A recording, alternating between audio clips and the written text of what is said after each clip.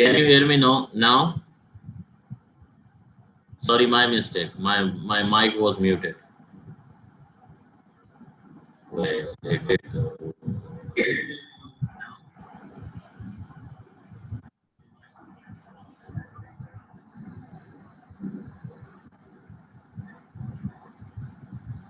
Is that clear now? Can you people hear me?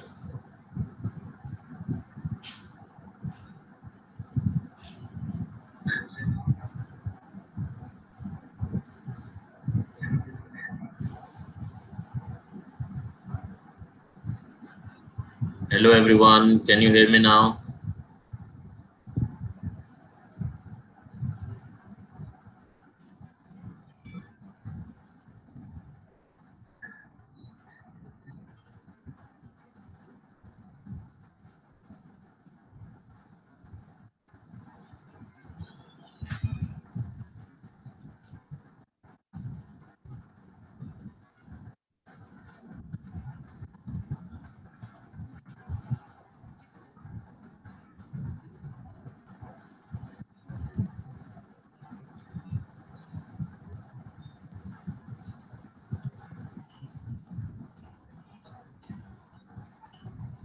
So let me check if anyone is left.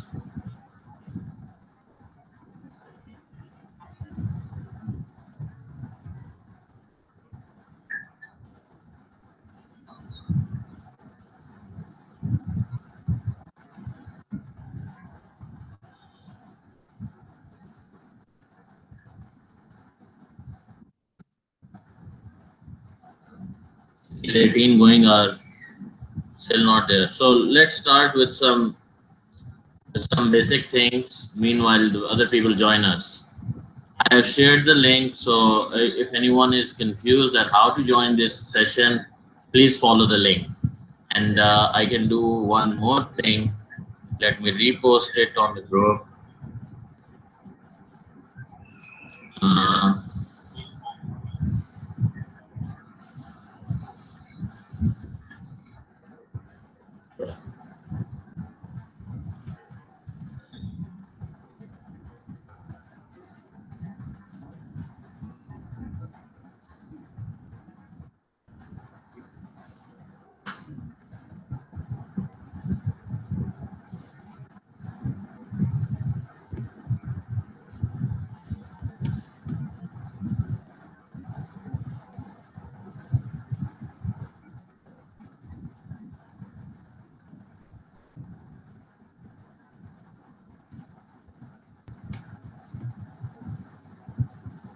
All right, cool now. I guess we can start.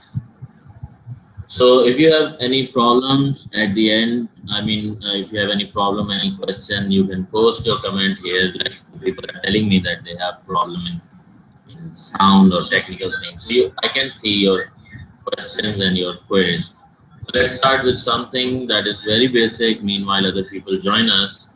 And the agenda is, you can see on your screens, is the first revision class, and we will be having more revision classes. Probably I'll try to conduct many more online sessions for these two sections, and especially before the monthly test, before the midterm exams, and before the mock exams. And I think we can do 1 or 2 sessions before the final exams too. Depends on my schedule and everything. So the things that we are going to discuss tomorrow, you have a test on equations, on homogeneity. I mean, that was the first chapter. That was physical quantities and homogeneous equations, and that included CRO as well. And the second chapter is measurements, and there were some basic things that we studied, and we did a lot of practice. We had 2 class tests as well, and the first class test was really good, and the second class test was a bit tricky. I mean, people got good marks, people got average marks, but it's okay. I can understand that it takes time to settle in AS, but don't worry. So tomorrow's test should be good, and obviously we can only try. We try our level best to get the best out of this learning. So let's start with the basic things, and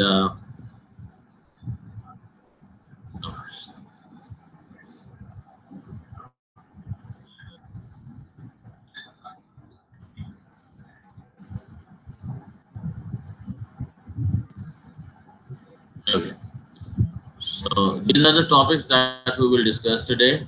And the very first thing was I start from number 5.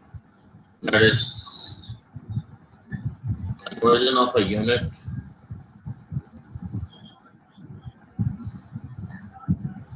to SI units. Look, I'm actually skipping that part. You know what is a physical quantity. I don't want to waste time in those basic things that you have already done in O level as well, and you know you are very good in that part.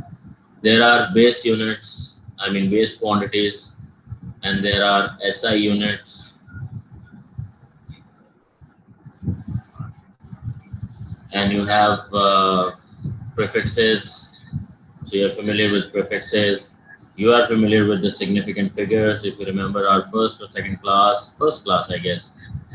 So you all landed in all situation where we discussed that how the significant figures matter and how to determine the number of significant figures in any value. So these are something which are very basic, so I'm not going through them again. But the most important first thing from the first chapter is conversion of a unit to SI units. So there are some rules. Let's follow all these rules every time whenever you get a question to convert a unit to SI units. The first rule is recall the basic definition, the basic formula of the quantity for which you are going to convert the unit into SI units. The second step is start breaking it down. Breaking down the unit until all units are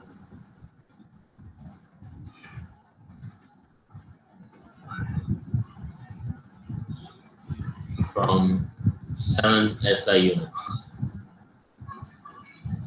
So that is just a very simple rule. So if you follow these two things, these two rules, you can solve any question. So I solved a couple of examples. I have done that thing in class.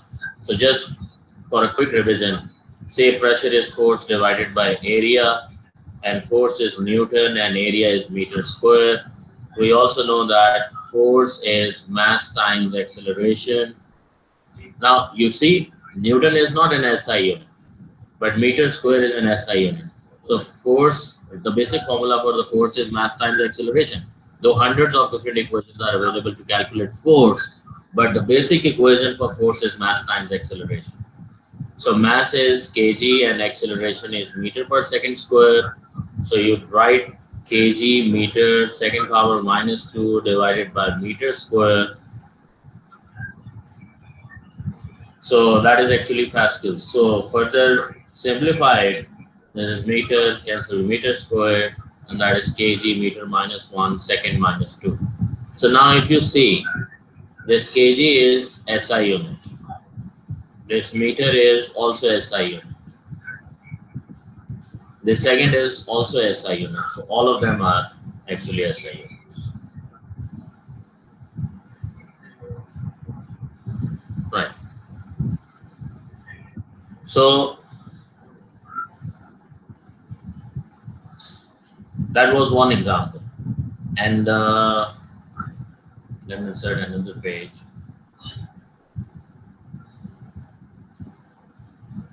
Or let's take another example.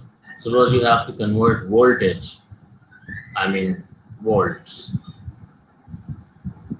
to SI units. We all know one thing, that volt is work done divided by charge.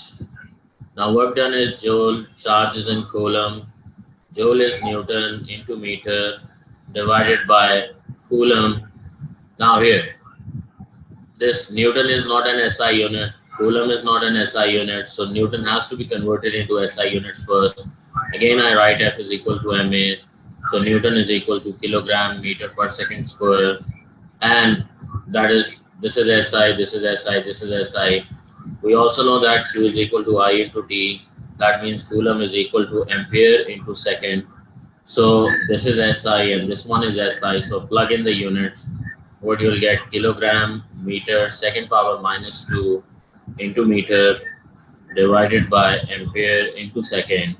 Hence you'll get kilogram meter square second power minus 2 divided by ampere second. And further, if you simplify it, it will appear as kilogram ampere minus 1 meter square second power minus 3. So if you see, kilogram is SI unit, ampere is SI unit, meter is SI unit, second is SI unit. So all are SI units. So all should be SI units. So what I did, I recalled the basic formula. This is the fundamental equation, fundamental formula. And then what I did, I wrote its initial unit and I started breaking it down and I kept on breaking it down until all the units are from SI units.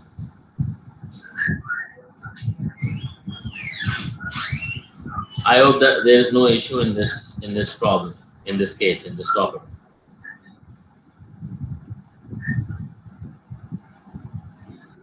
So any unit can be converted. So one typical kind of question is like finding unknown power. If you remember, there was one question from the worksheets. I did one question. Let me show you that question.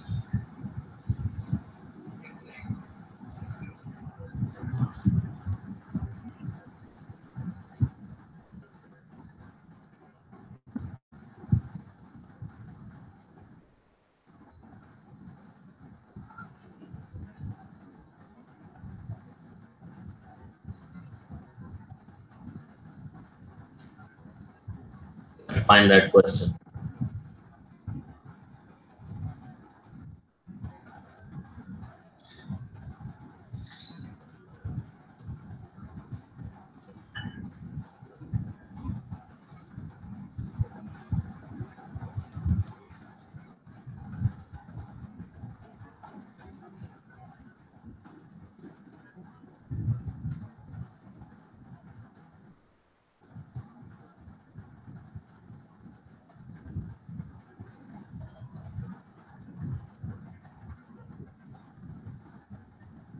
Yeah.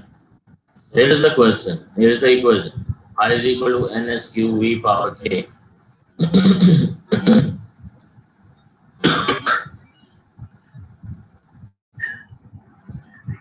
And you had to find the value of K. I mean the numeric value.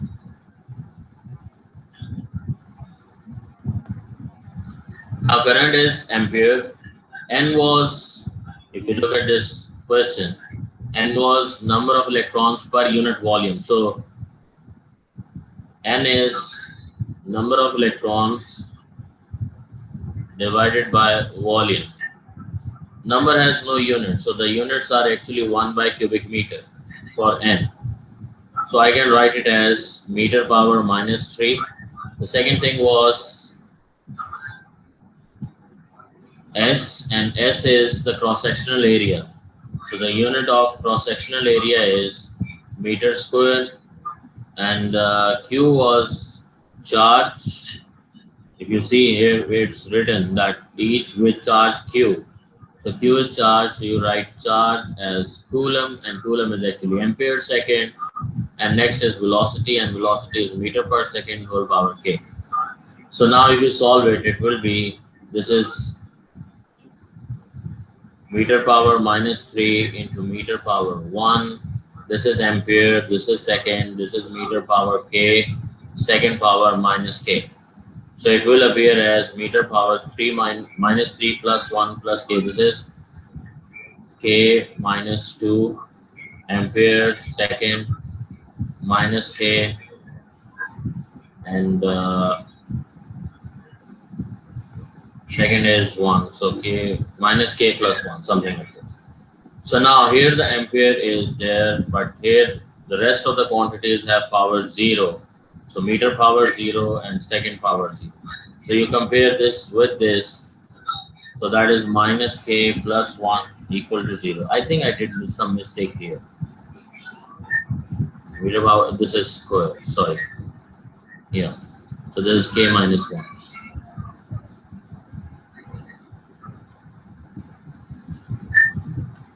So here is k minus 1. So minus k plus 1 minus k is equal to minus 1, and hence k is equal to 1. So you get the value. Finally, k is equal to 1.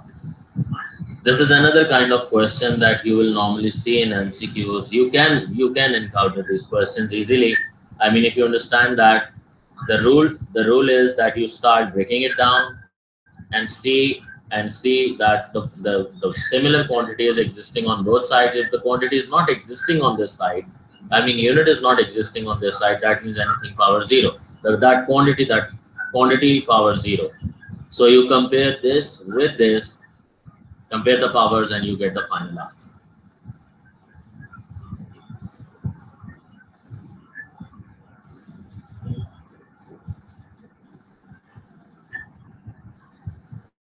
Got it? Any confusion till now? You can type your confusions. Should I move on?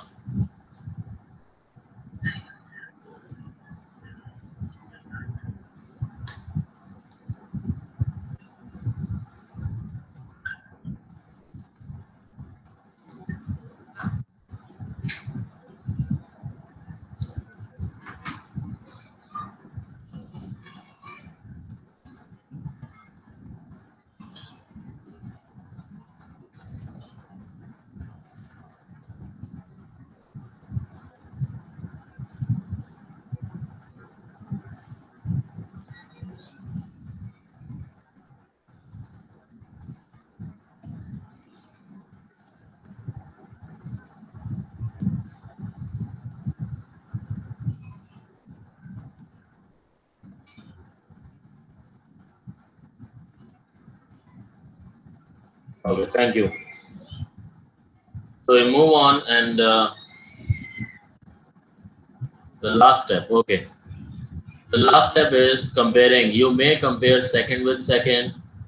You may compare meter with meter, because k is existing with the power of meter and with the power of second. But on this side पे ना meter था ना second था. So if the quantity does not exist, that means the power is 0. So if you compare meter and meter, I mean, mathematics says that if two similar quantities are present on both sides of the equation, their powers can be equated. So you can write k minus 1 equal to 0. I mean, comparing meter and meter. So k will be equal to 1. Again, you will get the same answer. And or you can compare second with second, like we compared second and second, and here, and we compared it here. Minus k plus 1, this was 1. So minus k plus 1 will equal to 0, and minus k is equal to minus 1, and minus are cancelled. So k was equal to 1. That I have already written here.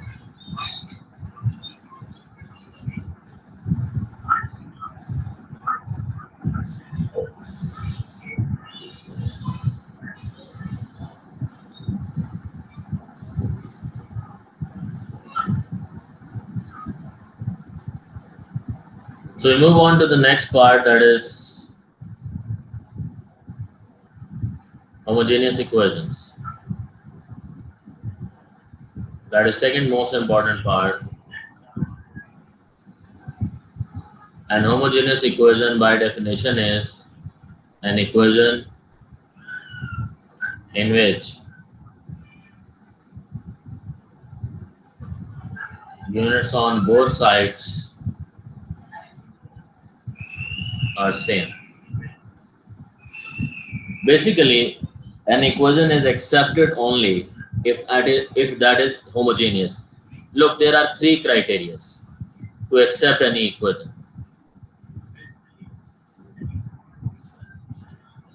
an equation is acceptable only if, number one, it is homogeneous. I don't know how to write genius, so ignore the spell. Second is the second condition, there are no missing coefficients. Number three is there are no wrong coefficients.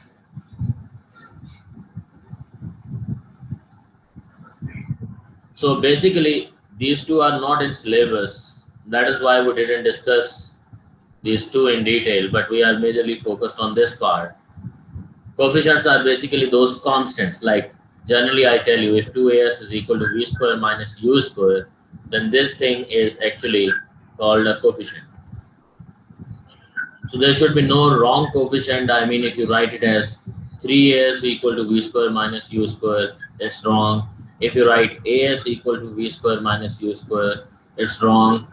But these two are, again, this section is not in syllabus. That is why I'm not discussing this thing. So we majorly focus on the homogeneity, and to check homogeneity, what we do, we write the equation like we have the first equation of motion, u is equal to v is equal to u plus at. This is final velocity, this is initial velocity, this is acceleration and time, and final velocity is meter per second, initial velocity is meter per second, acceleration is meter per second square, and time is in seconds. So that is meter per second plus meter per second, and answer is actually meter per second. So units on left hand side are equal to units on right hand side. If you don't want to add them, actually units don't add. Units can be multiplied, units can be divided, but units don't add. Remember this rule. Don't add or subtract. In fact, if you have any quantity like q is equal to p c square plus lt cube plus half tm square, something like this. This is an imaginary equation.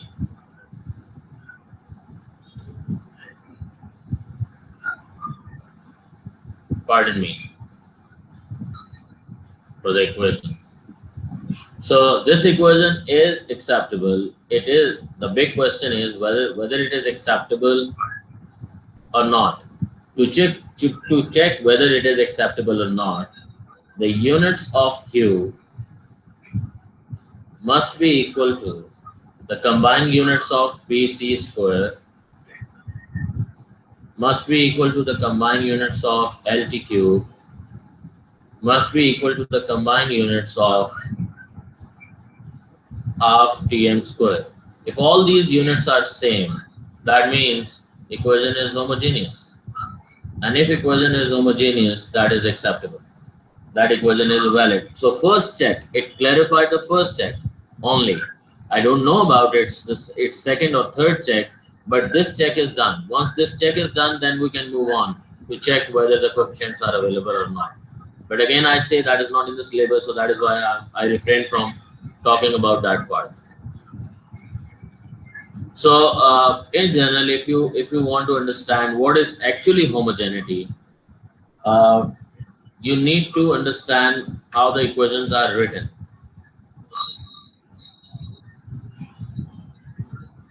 So let's have another example, like we have this equation 2as equal to v square minus u square. To check whether this equation is valid or not, 2 has no units, so ignore it. It's a constant. Acceleration has the units of meter per second square. Displacement has the unit of meter. Here is the final velocity, that is meter per second whole square. Here is the initial velocity, that is meter per second whole square again. So this is meter square second power minus 2. This is meter square second power minus 2 minus meter square second power minus 2. So these units equal to these units equal to these units. I mean, all the units are same. So the equation is homogeneous. So we solved a couple of questions from the book as well. We could solve questions from the exercise. Normally the questions which are given in the exam are like you are given a homogeneous equation. There was one equation CD is equal to F by 1 by 2 rho V square A.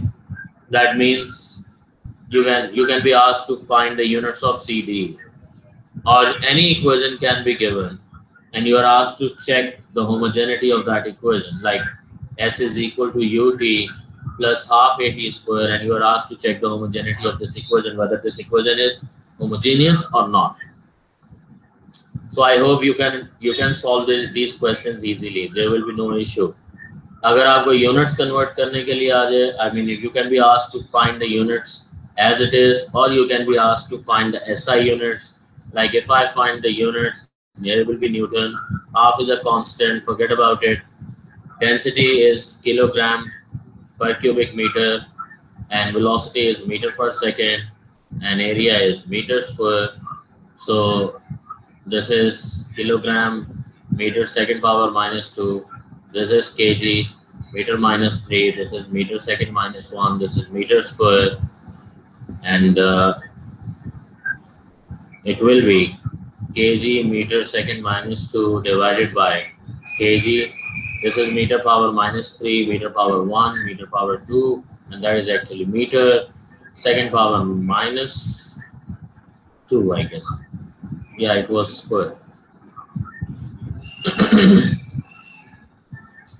This was 2. And this was 2. So these two are cancelled, and hence it has no units. Remember that no units means 1. Do not write 0. Right? What is S? S is displacement. S is displacement. And that is in meter.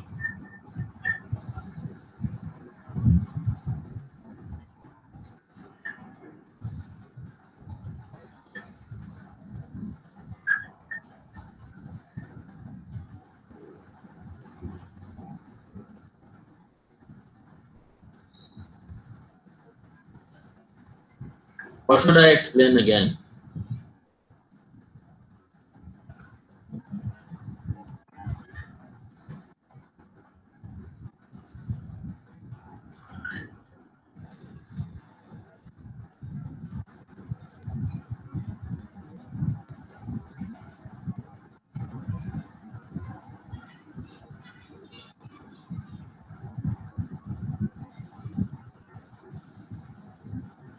I'm trying to improve resolution and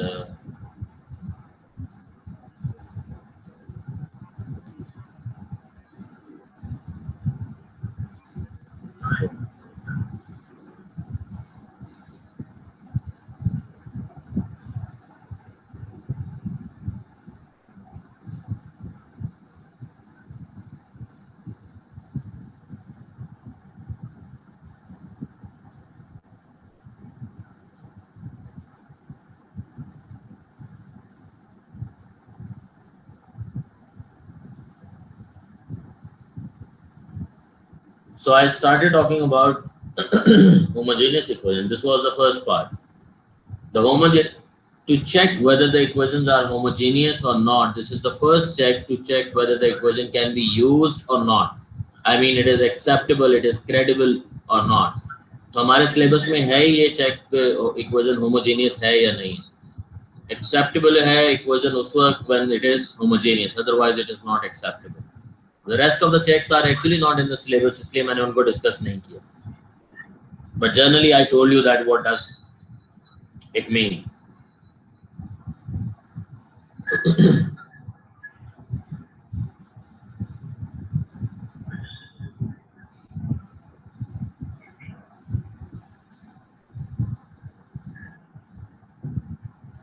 Is that clear?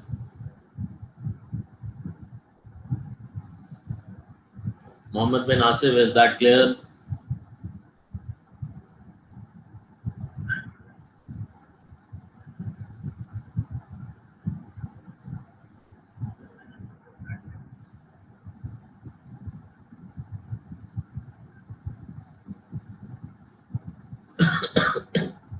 Okay, right.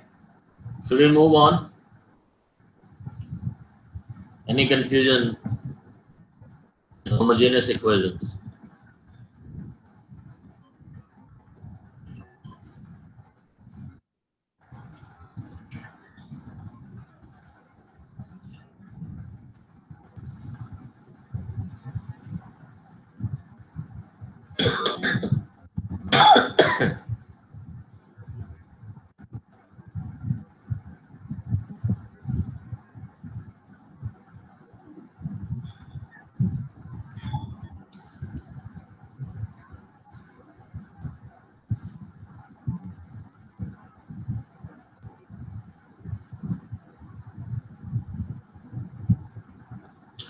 To check homogeneity, Sheikh Ashraf, I'm answering you. I explained that to check homogeneity, again I repeat. Hold on. Step one is, suppose here is some equation. PQ square by LQ plus half TX cube by C square.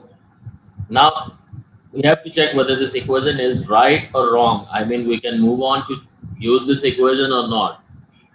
Then, if units of Q are equal to the combined units of this thing, equal to the combined units of this part,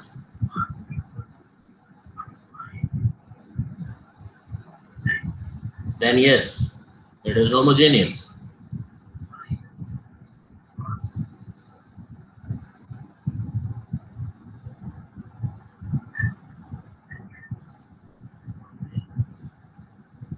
Sorry.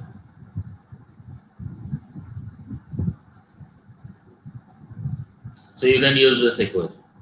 So the rule says that an equation is homogeneous if Kg is equal to plus Kg plus Kg plus Kg. All plus and even minus Kg, then plus Kg. Then equation is homogeneous. But if you write some equation like, or if you see some equation like this, Kg is equal to liter plus second plus miles minus Kg, this is not homogeneous.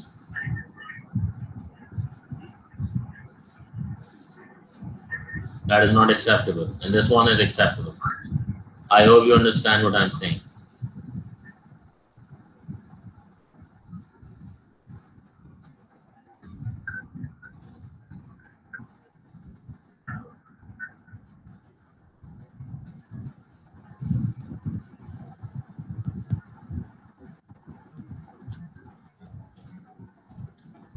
Move on.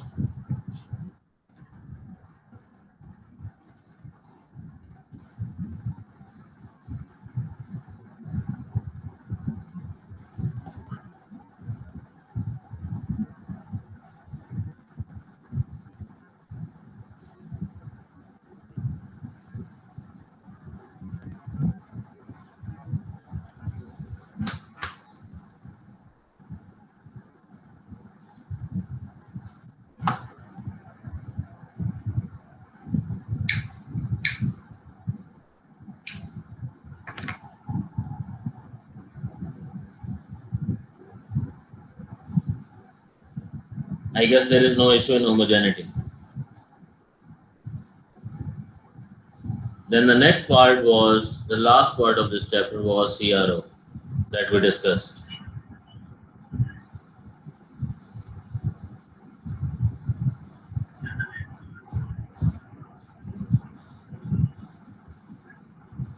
So for CRO, there are some basic rules. I mean, here is the display.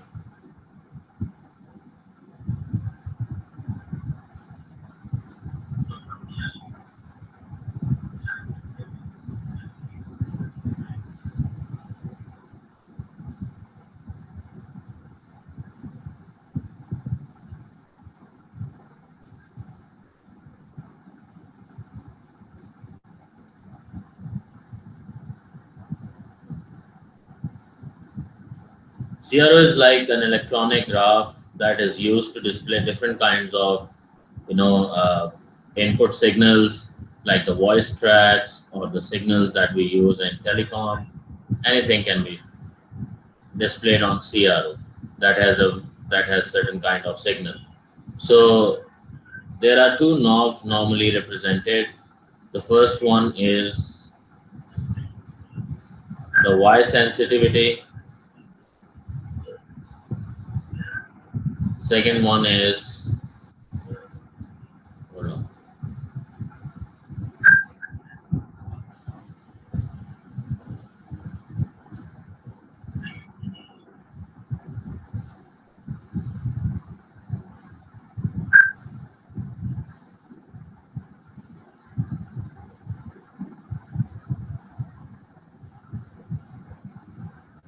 Second is time-based setting.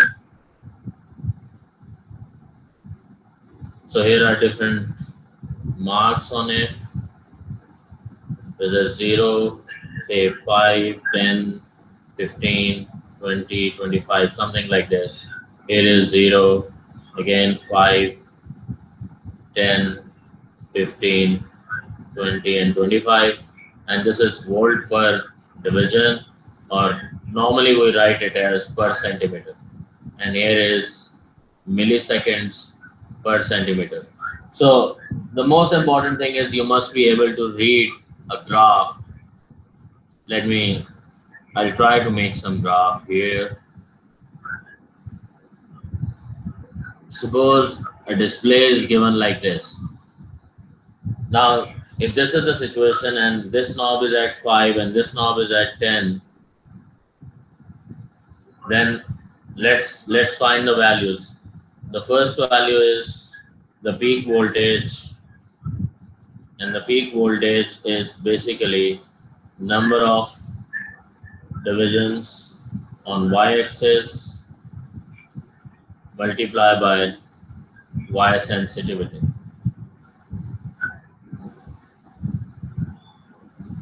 So the number of divisions on y-axis means from the mean position, the highest position. There is one division, and at the moment the y-axis, the y sensitivity is at 5 volt per division, means each value on y-axis is representing 5 volts. So we'll write one division into 5, and that is actually 5 volts. Similarly, you can find time period, and time period is number of divisions on x-axis multiplied by time-based setting, and number of divisions on x-axis are basically 1, 2, 3, and 4. So here one signal completes or one cycle completes. So 4 divisions on x-axis multiplied by time-based setting is 10.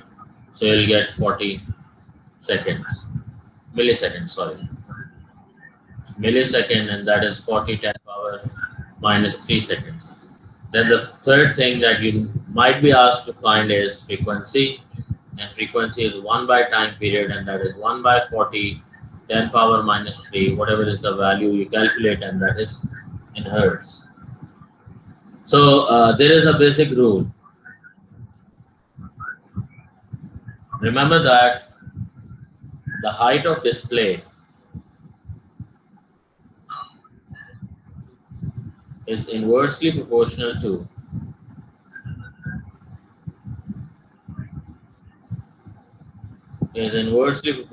y sensitivity. So if you look at the graph, I mean, if you shift it to this side, the value is increased. If the y sensitivity increases, then the height of the display will decrease. I mean, it will be even shorter. The graph would reach hardly to this point, because now this is not 5 volts, it is now 10 volts. So one division is now representing 10 volts. The second rule is the number of cycles displayed directly proportional to time-based setting. So here we go. So if you increase the number of, if you increase the time-based setting, I mean you shift it from 10 to 20, then there will be more cycles shown on the graph. I mean probably you will be getting more cycles like this. So that is the basic rule related to CRO. Remember one thing: if the graph is uneven, I mean here's the mean line, and suppose the graph line is like this. The graph is displayed like this, something like this. Then the time period is actually from here to here. This is time period. Suppose this height is say 8 divisions, and this is suppose 5 divisions. Then the peak value is this one. This is peak.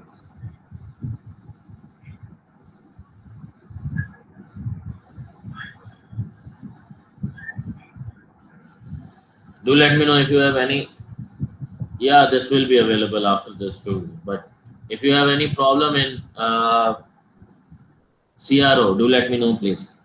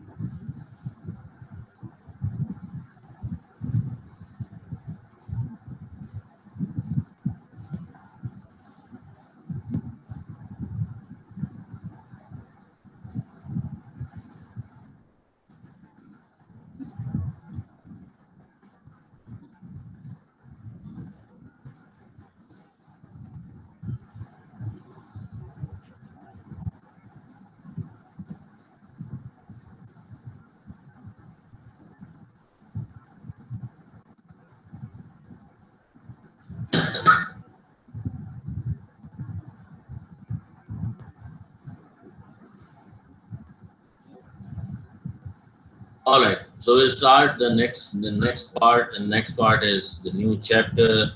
The second chapter is measurements, and the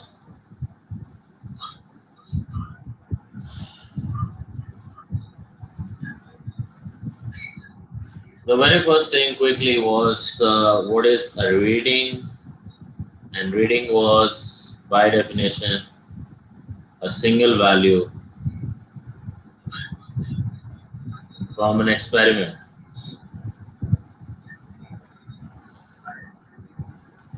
and the measurement was defined as the final value of an experiment or from an experiment, whatever. So, like you conduct you conduct several readings. For several readings, you repeat the experiment several times, and the values are 10.1, 10.2, 10.3, 10.0. Each single value is known as a reading, and a second reading, and a third reading, and a fourth reading. So all of them are the readings. But once you conclude the final answer, say that is, I don't know the right value, but suppose if it is 10.1, then the final answer is called measurement. So there is a basic rule. You must remember that reading is less credible than a measurement. That was the basic definition. We move on to the next part. There were two types of errors.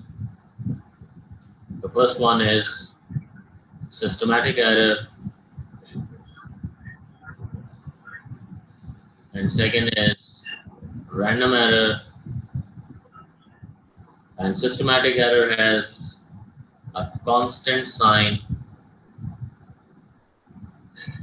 and constant magnitude, whereas random error has a variable sign and magnitude. Sign can vary, magnitude can vary. I mean, here's the example of zero error, the most common error. And systematic error normally occurs due to excessive use of apparatus or instrument. And random error की example है parallax error. And this is basically a problematic error. This is problem. This is a huge big problem because it can't be eliminated. It can't be finished.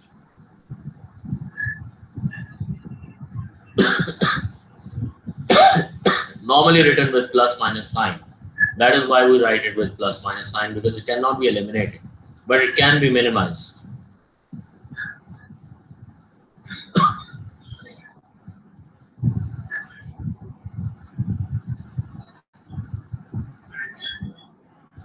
So, but systematic error can be eliminated. So there are a couple of differences between systematic error and random error.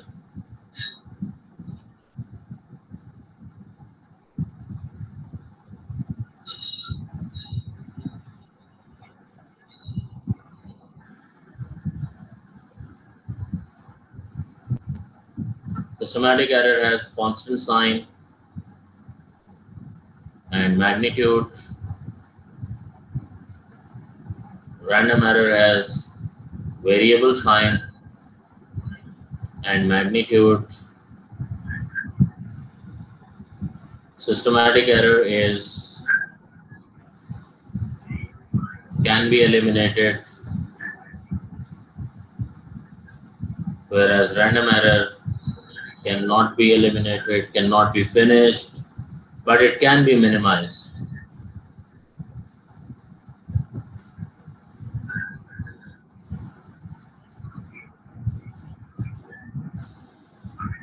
Systematic error can be judged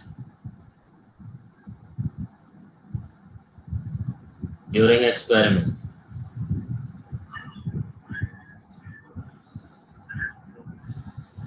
But this can be judged. Random error can be judged during experiment.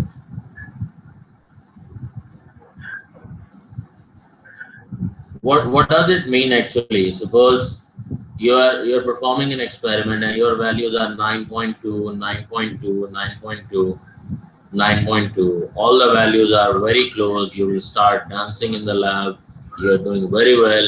But suppose there is a zero error of, say, plus 0.3, something like this. But by looking at the values, you cannot judge about 0.3 until you close the jaws and you read the zero error. But here, when you talk about the random error, the first value, suppose 9.0, the next value you expect as 9.0, but it appears at 9.7, and the third value appears as 11.3. Now, there is something wrong, and that something wrong means there is some random error introduced. So, the random error can be judged during the experiment, but the other one cannot be judged. And the systematic error it actually shifts the trend line from original position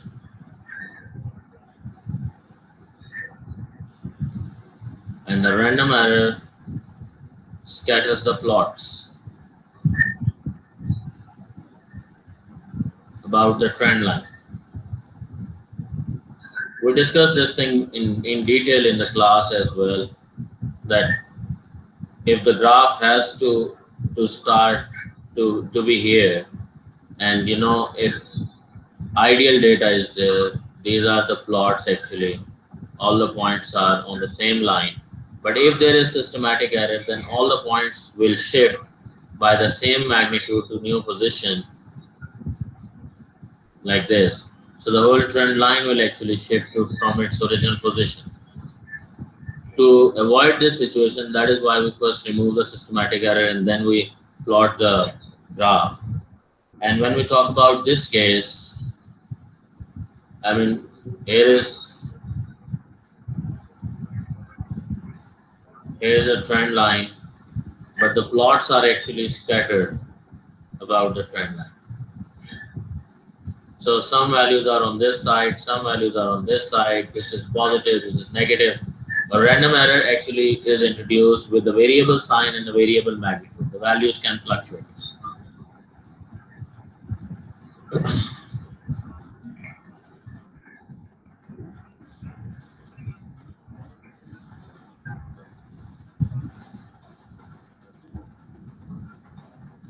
Okay, so Zain and Amir are talking about, I guess, CRO. We will take the peak. Yeah, we will take the peak, Amir. Yes. And how do you know when a wave starts and when it ends? I mean, let me go back to that CRO thing. Where it was. Somewhere here. Yeah. So here the wave starts, and here is one complete wave. It is from 0 to 0, or from peak of crest to peak of crest, or peak of trough to peak of trough. Whatever the concept you use for a normal wave, you can use that.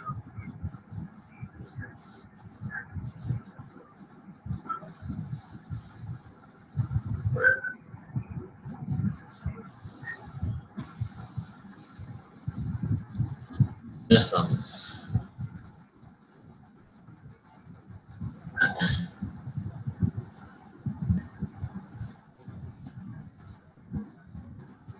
The problem in systematic error, or types of errors, sorry.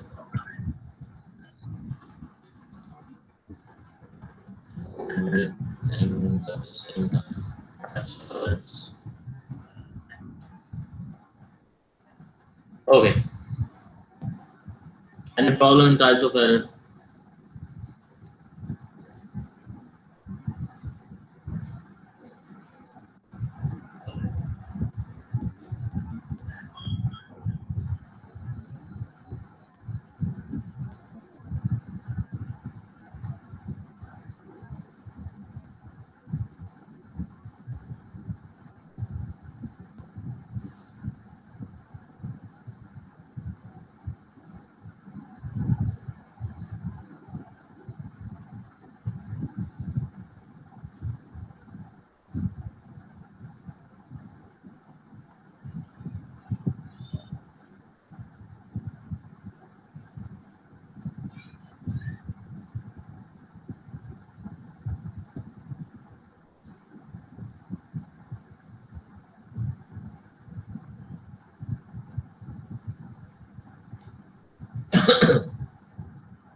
Should I move on?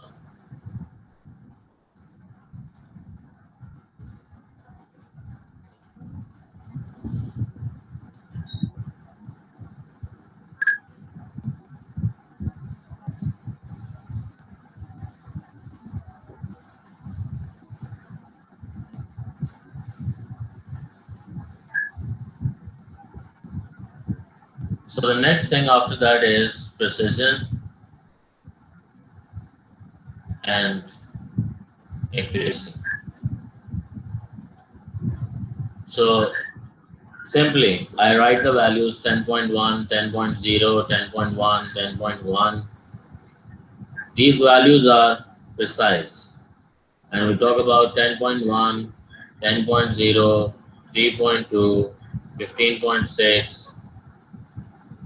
These values are not precise.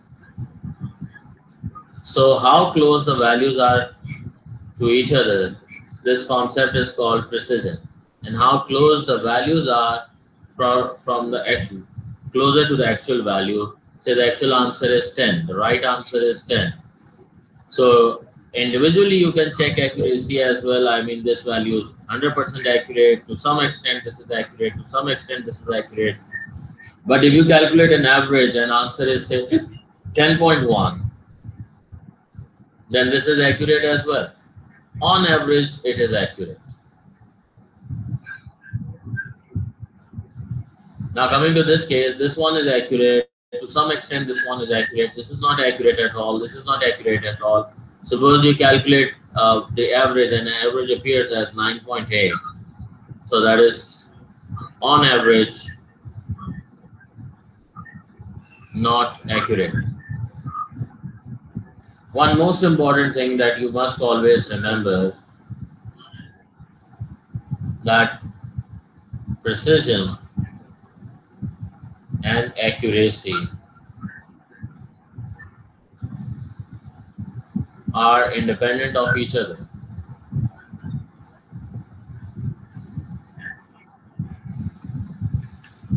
So precision and accuracy are totally independent of each other. There might be possibilities that the values are precise but not accurate. There can be cases that the values are not precise but accurate. When we say accurate, that means on average. It is again on average. There can be possibility that the values are precise and accurate. Again on average. And there can be possibility that the values are neither precise nor accurate. Again on average. So these are four cases. These are four possibilities. If we sketch four graphs, like y-axis is number of values. We discussed this thing in class as well. X-axis is values. Here is the actual value. X0 is actual value. And suppose the graph appears like this.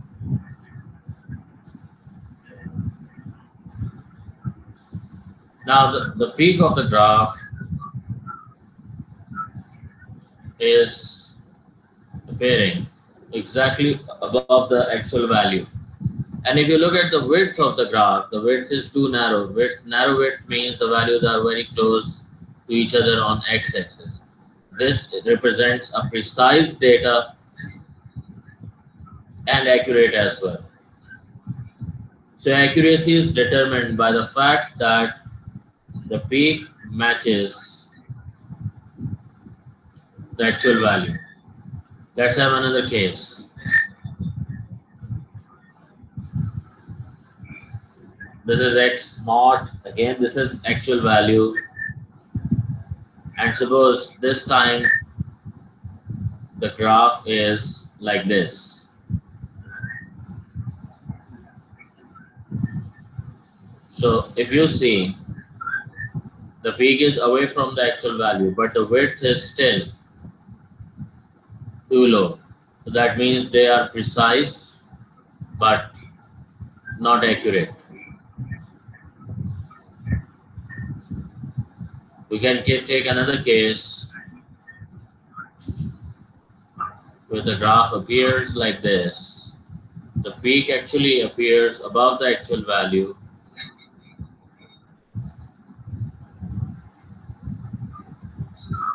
So, but the width is too much, considerable width. That means the values are not precise but accurate. On average, accurate. And the final possibility is that you get this kind of graph. So the peak is away from the actual value.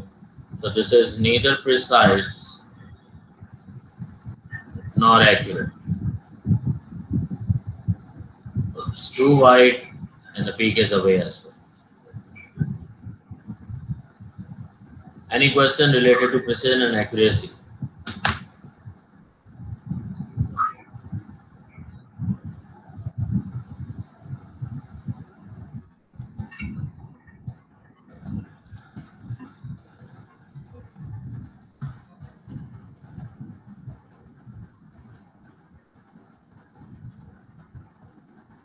I must add one more thing, and that is very important. Remember that systematic error affects accuracy because all the values will be having same amount of error, so they will deviate from the actual value. And the second fact is the random error affects precision. So if there is random error, it will affect precision.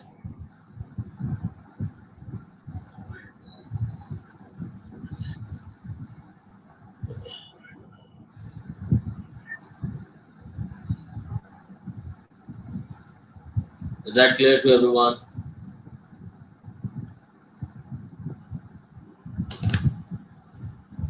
Should we move on?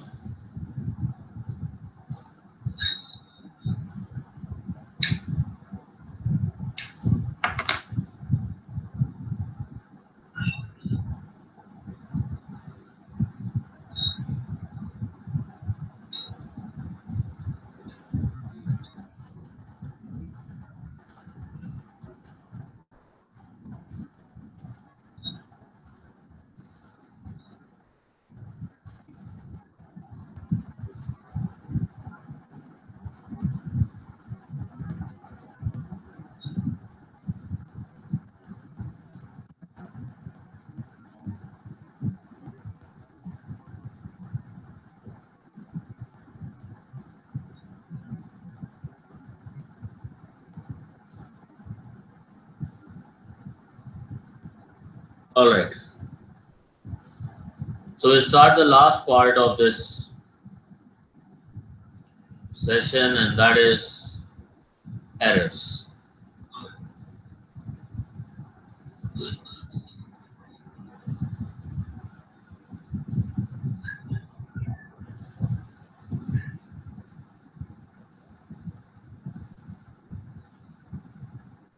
Actually, we are going to do their calculations, and we call it as compound error.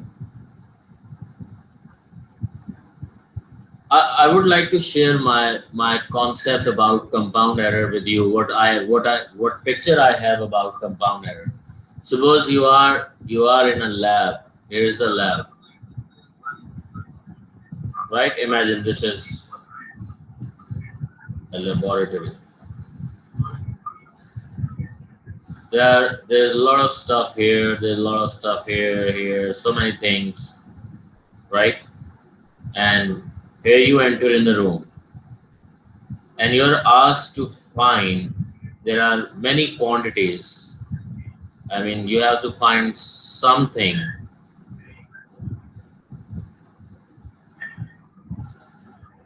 I mean, something means some quantity which is made up of several individual quantities. I mean, quantity 1, quantity 2, quantity 3, quantity 4. For example, F is equal to MA.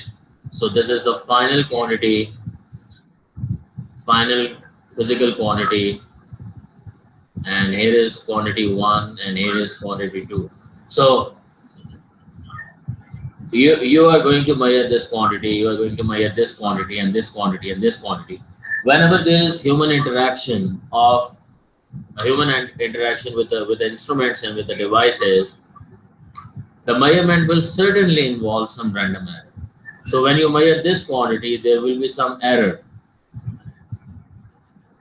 and there will be some error in its measurement as well, error in the measurement of this third quantity as well, error in the measurement of this fourth quantity as well.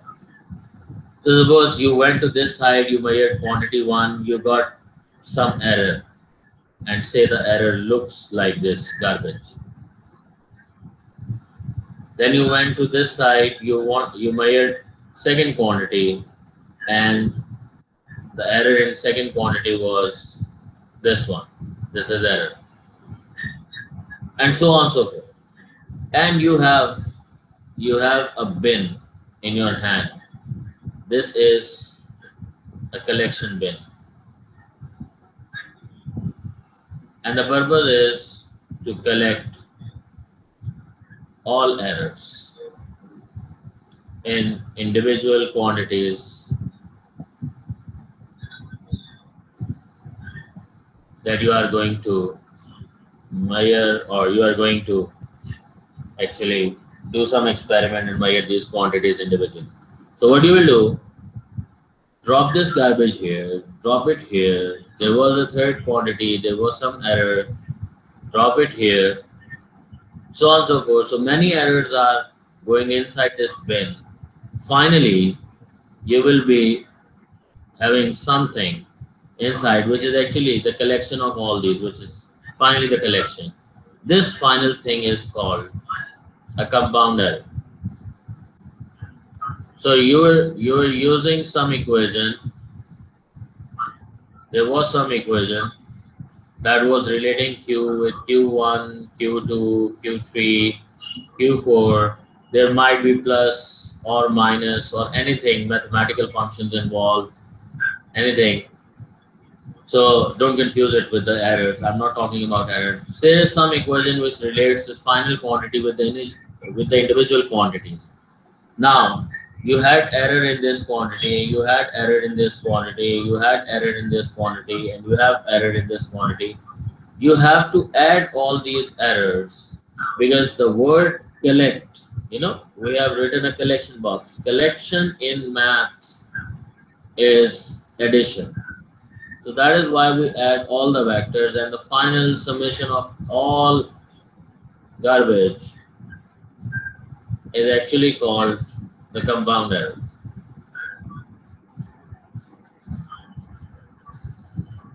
That is actually the compound error. So there are ways to solve these errors, and they are done on the basis of their equation types, because equation involves several mathematical functions. So suppose we have several cases. Normally we write errors. There are three ways to write an error. The first one is absolute error. Like for example, you measured length and there is some error in length. Error is represented by this sign curly L, and say the value is 25 and the error is 0.1. So this is the value, the original value in centimeters, and this is the possible error in the value. So if you write plus minus 0.1, that is actually absolute error, or we generally write it as plus minus error in N. The second way to write error is fractional error. And fractional error means if you write 0.1 by 25, that is actually fractional error, and generally we will write it as error in length by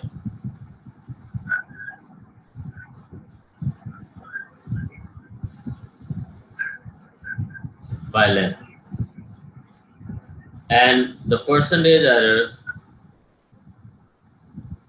will be plus minus 0.51 divided by 25 into 100, and then it's plus minus error in L by L into 100. So there are three ways to express errors. Now we have certain rules. Let me check if you have any questions. No, you don't have.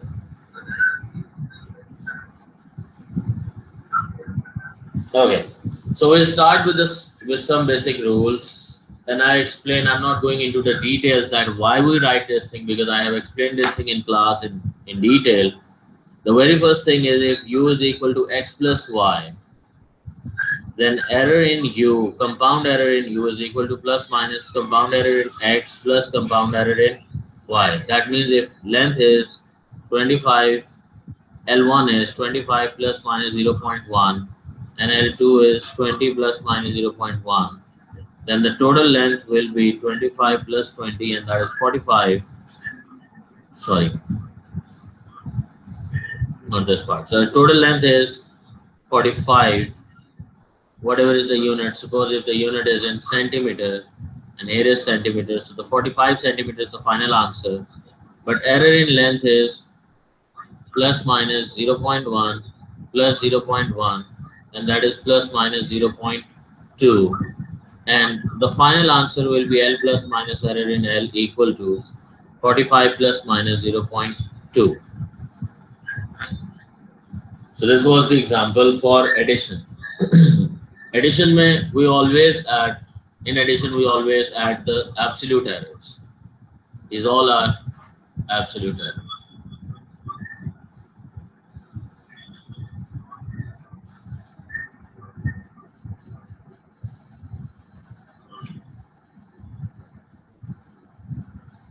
Then the second rule is, oh, we have space here. Okay. Second is, if there is a case of subtraction, u is equal to x minus y, then error in u is equal to plus minus error in x plus error in y. For example, there is one value, d1 is 25 plus 0.1 and d2 is 10 plus minus 0.1, and you have to find some value as thickness d1 minus d2. Then the value is 25 minus 10, and that is 15. But error in thickness will be plus minus 0.1 plus 0.1, and that is plus minus 0.2.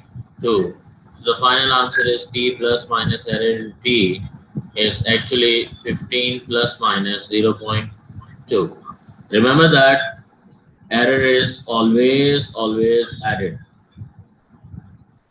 Always add errors. Errors cannot be subtracted, as we are collecting the values, and the word collection in mathematics is only represented by the word add, or the mathematical function of addition. So the errors are always added. There is no subtraction of errors, there is no multiplication of errors, there is no division, nothing else except addition. Coming to the third case, that is product. So suppose you have some equation u is equal to x multiplied by y. These are two quantities simply multiplying. Then error in u. Now here we don't write absolute error.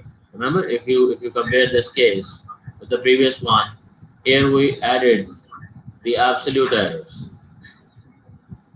But in the third case, we are not going to add absolute error. We are going to have fractional error, which is error in x, fractional error in x plus fractional error in y.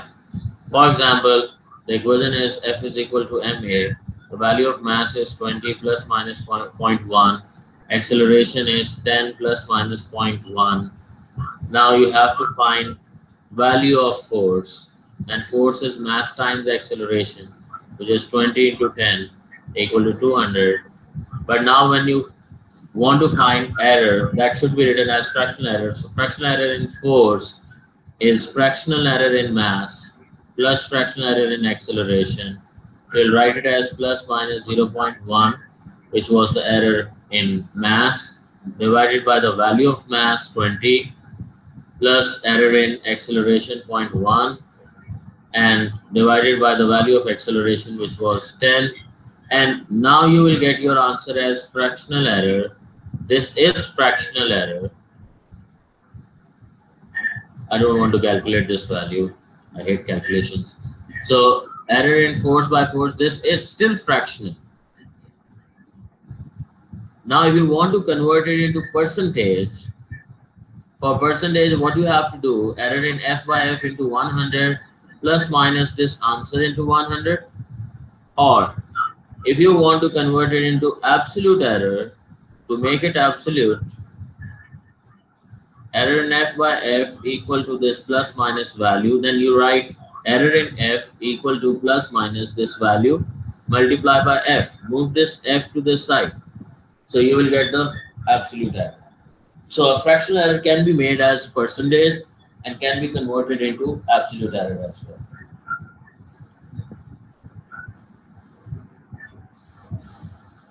Same is the case of division. Let me add a page here.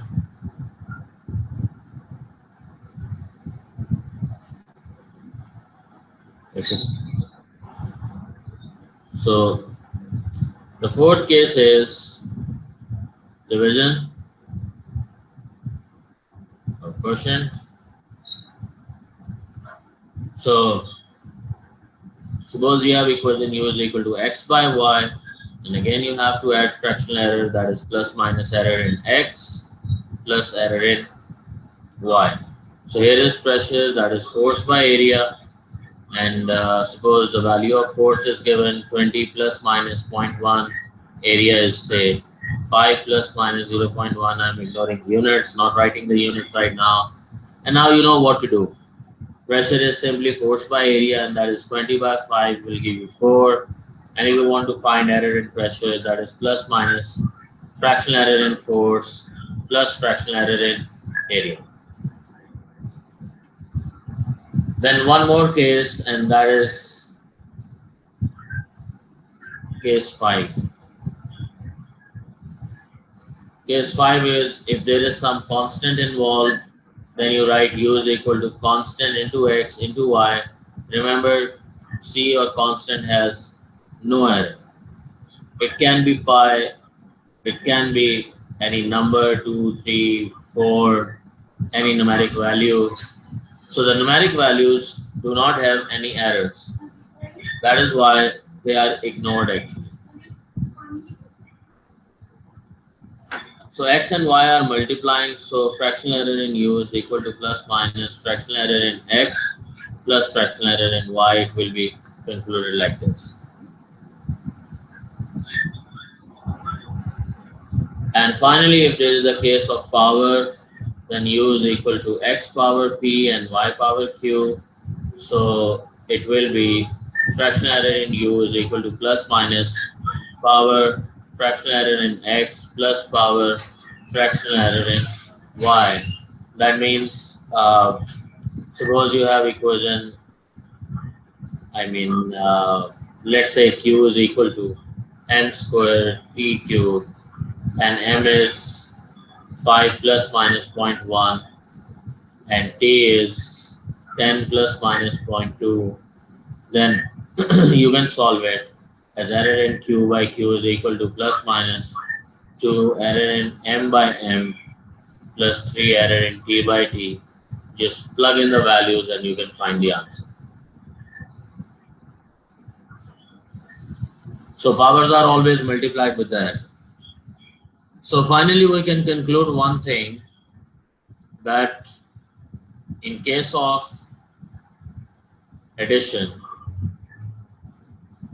u is equal to x plus y, error in u is equal to plus minus error in x plus error in y.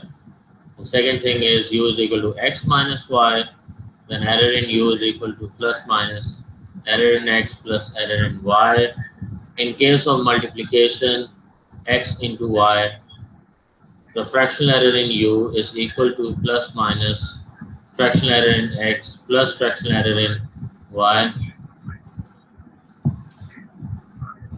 and u is equal to x divided by y, then error in u by u is equal to plus minus fractional error in x plus fractional error in y.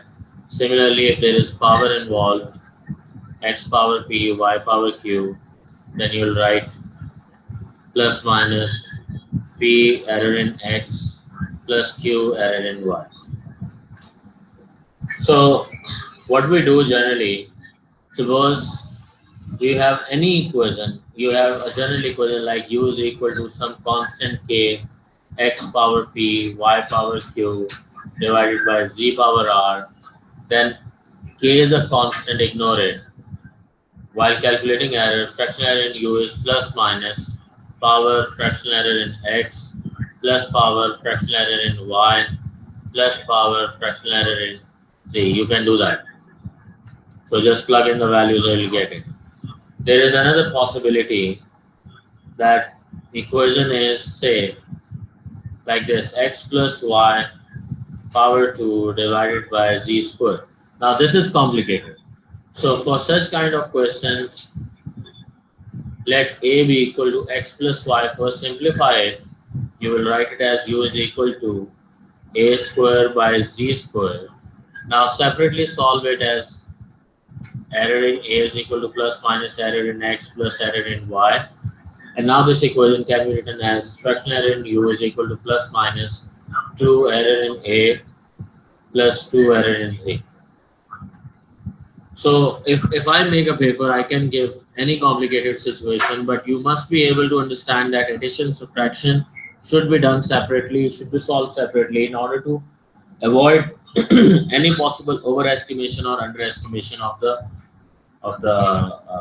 graph of the value. If the question asks for fractional error, we don't multiply the value. We don't multiply the value if there is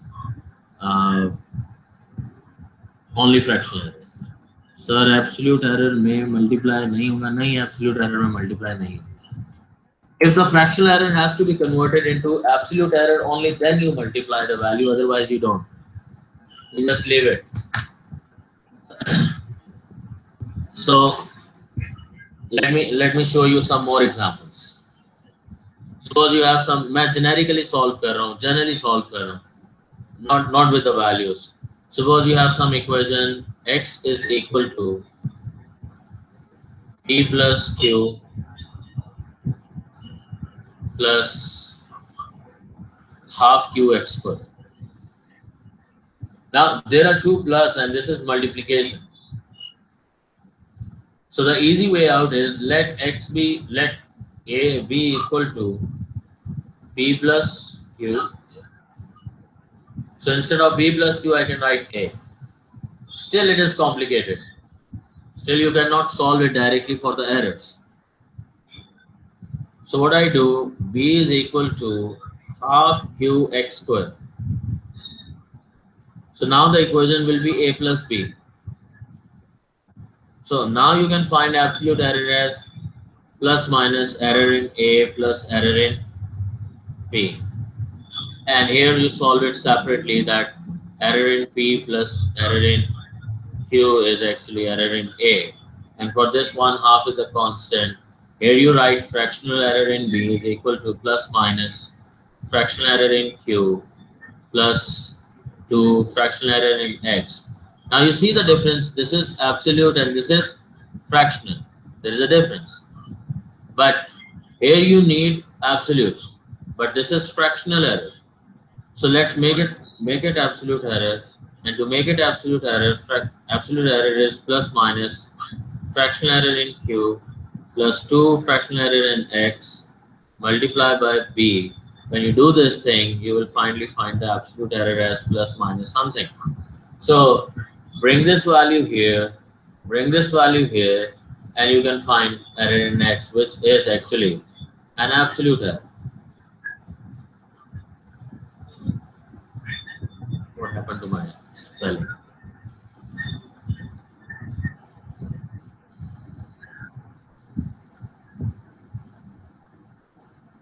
I hope that makes sense to you. Yeah, if the equation involves a square root, let me add one example. There is one equation t is equal to 2 pi under root L by G. This equation can be written as 2 pi L by G power 1 by 2. Suppose you are asked to find error in t. So fractional error in t will be equal to ignore 2, ignore pi, and the remaining is plus minus 1 by 2 fractional error in length plus 1 by 2 fractional error in t. And you are done.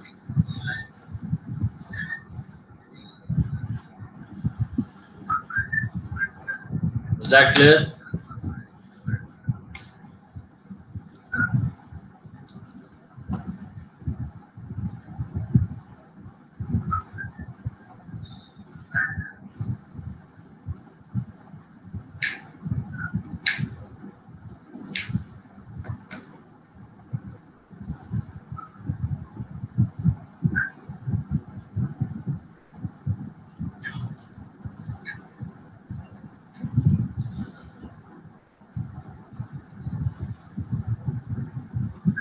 Any confusion related to error calculations?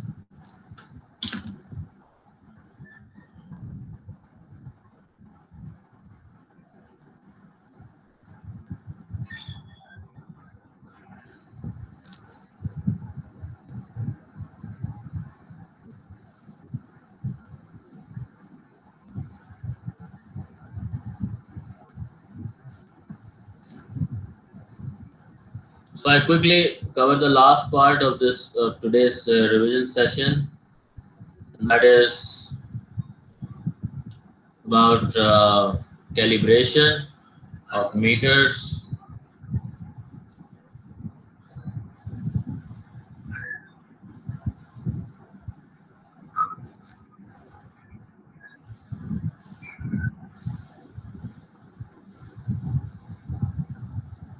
So calibration is basically marking of a scale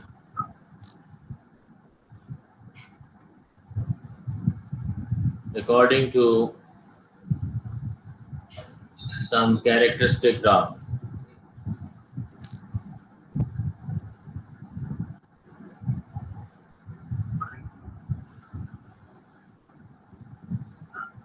So imagine that you have an analog scale which is yet to be marked, and here is the pointer, and this is 0. And you have to you have to mark the values on it. And here is a graph, and suppose the graph is straight line, where y-axis is angle of deflection. Angle of deflection means how much this pointer deflects from its original position. And here is the value, the quantity, can be current, can be volume, can be anything. These are the angles 0, 30, 60, 90, 120, 150, and finally somewhere here is 180. And the corresponding values are given here 1, 2, 3, 4, and 5. So the corresponding values are determined through the graph, something like this. So what you do, you place protector on this side, measure an angle of 30 degree, draw this arrow, this is 30, then measure an angle, sorry, don't write 30 here, write 1, because 30 corresponds to 1, this angle is 30. And measure the second angle of 60 degrees, write 2 here, measure the third angle of 90 degrees, write 3 here, then 120, then 150, and finally 180. So if the graph is a straight line, you calculate the gradient. The gradient is delta theta, change in angle by change in quantity. Let me tell you one basic rule. If delta theta is constant, that concludes that marks on scale are evenly distributed.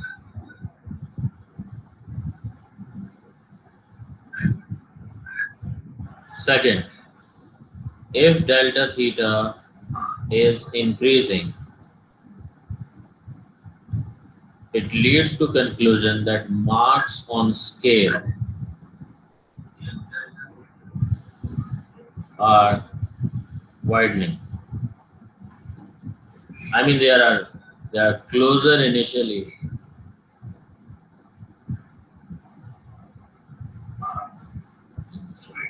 and they are actually going far at the end.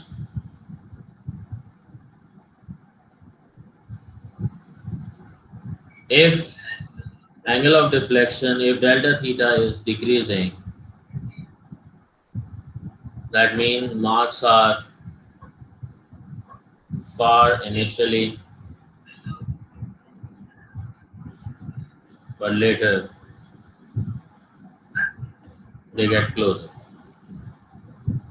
And delta theta itself can be determined from the gradient of the graph. Let me show you this thing. Suppose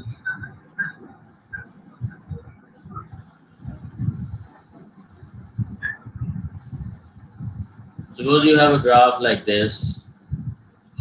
Y-axis is angle, x-axis is quantity, and the graph is straight line. And here y-axis is quantity or x-axis is theta. Again, there is a straight line. Now, here the gradient and delta theta are directly proportional. Here the gradient and delta theta are inversely proportional. But in both cases, the gradient is constant. That means the marks are equally distributed on the scale.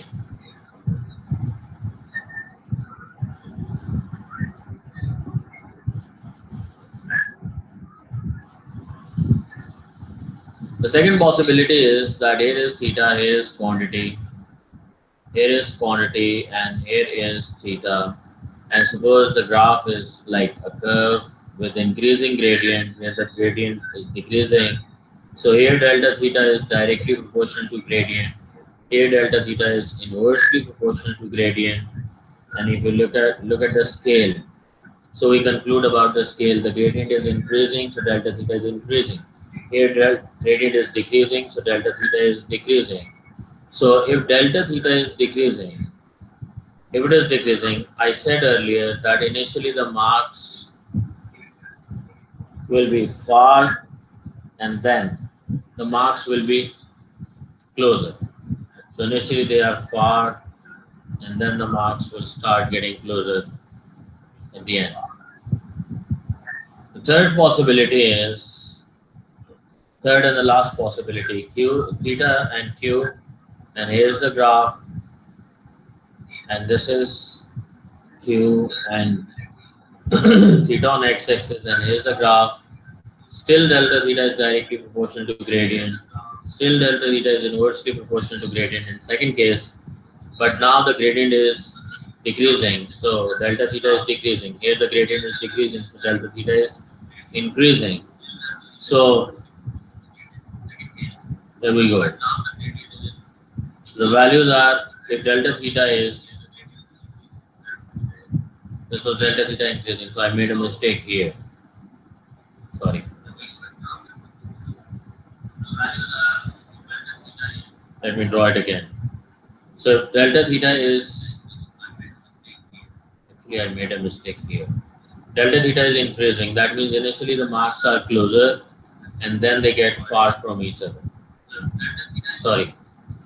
And now here, the value of delta theta, this is decreasing. So this one is increasing. They are inversely proportional. And here, if delta theta is decreasing, the value is decreasing. So opposite to this situation. And again, I made a mistake. The value of delta theta is increasing, and value of delta theta, sorry, gradient is increasing, so delta theta is decreasing. So here the values are decreasing. That means the marks are initially far from each other, and later they will get closer to each other. यहाँ पे marks शुरू में close थे, and then they are far from each other.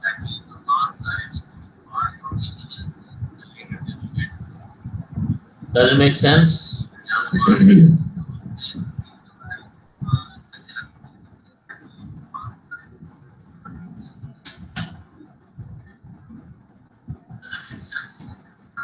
Confusion?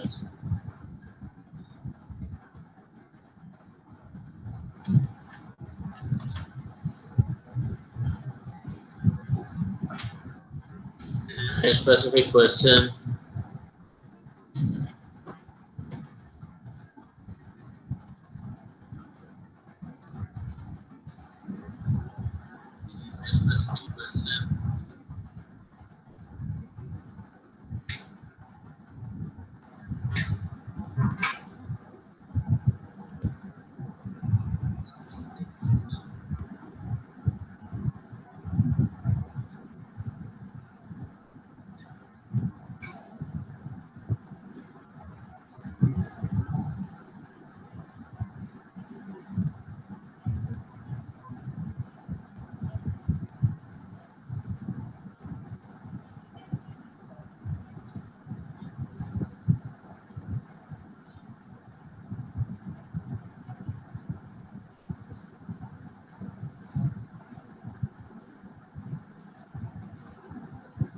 If you have any question from any worksheet or any paper or anything specific, don't let me know right now.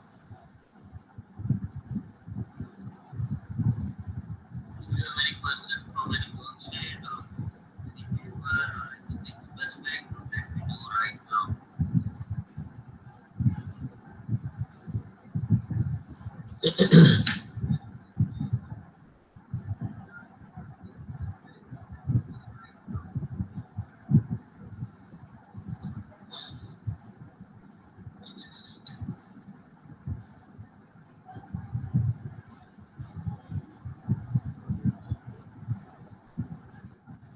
All right. Take care. Thank you very much. Thank you for your time and good luck for tomorrow's monthly test. I'll see you tomorrow.